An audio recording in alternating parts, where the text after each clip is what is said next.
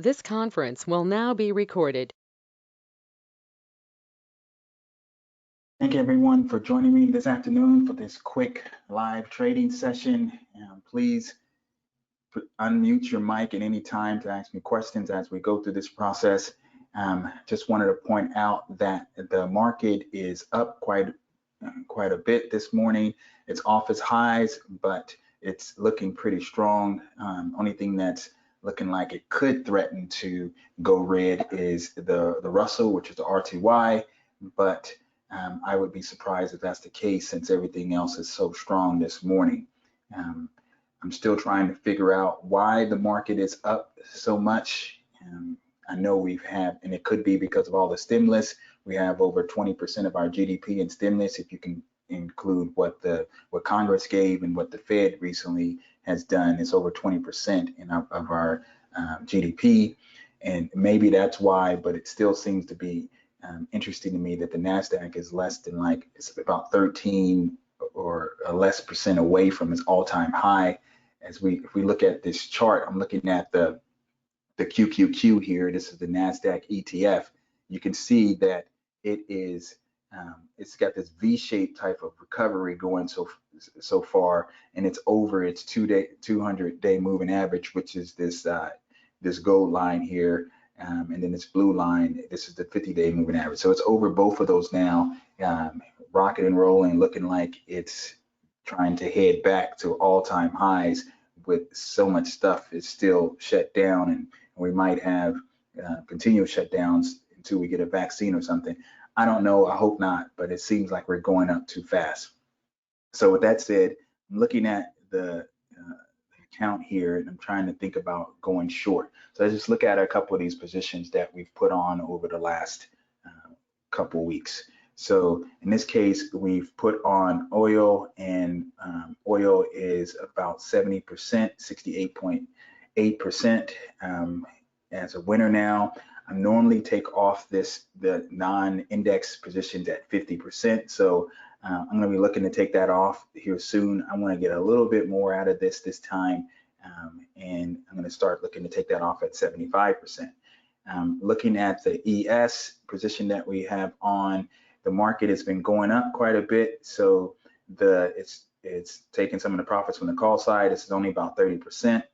So what I wanted to do in this one is consider doing a roll up on the put side only. If you look at this position, the call side is still really far away. It's just a 5 delta here, but I'm looking just to do a standalone roll up here and just gain a little bit more premium here. I'm gonna mute. Please keep your mic muted until you have a question. Then you can unmute your mic.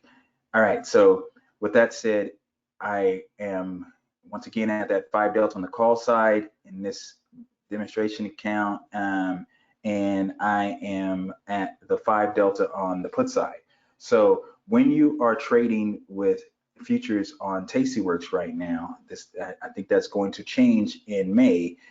You have to, if you want to do an adjustment in concert, you have to make sure the widths of the strikes are the same. So for example, this right here is 2150 and this is 2200. Well, that's 50 points wide.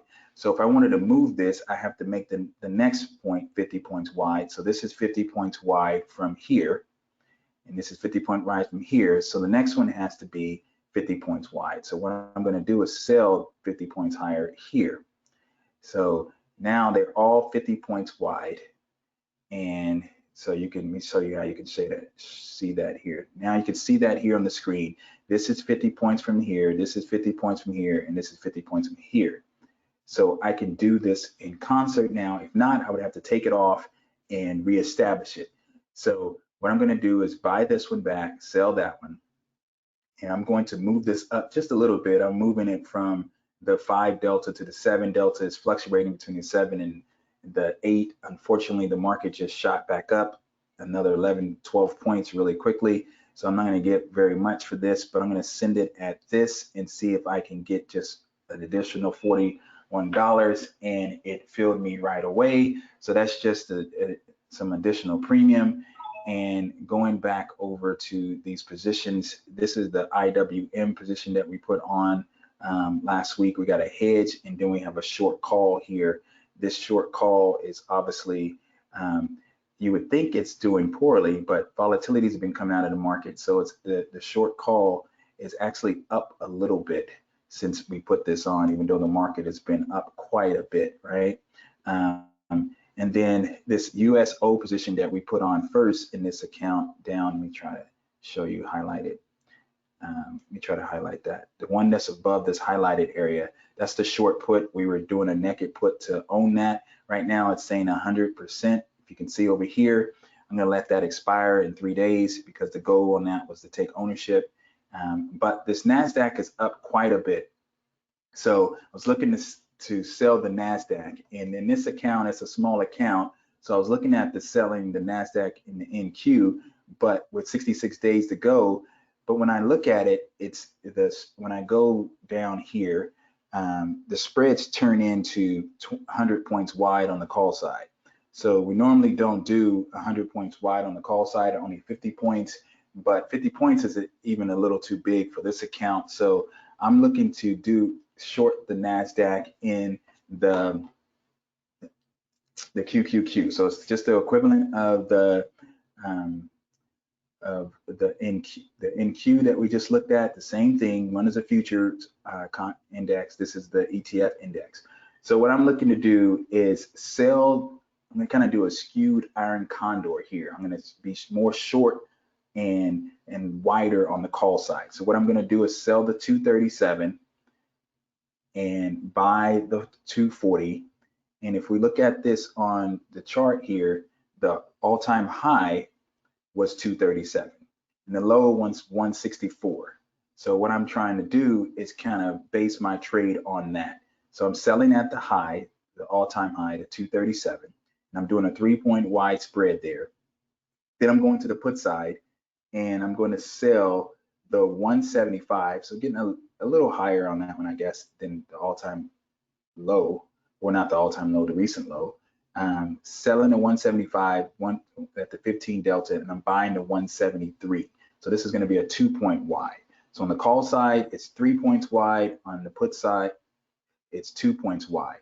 So when you're trading options on stock, every point equals $100. So this is a 2-point wide spread. So the most I can lose on the put side is 200, and the call side is 300, or 3 points.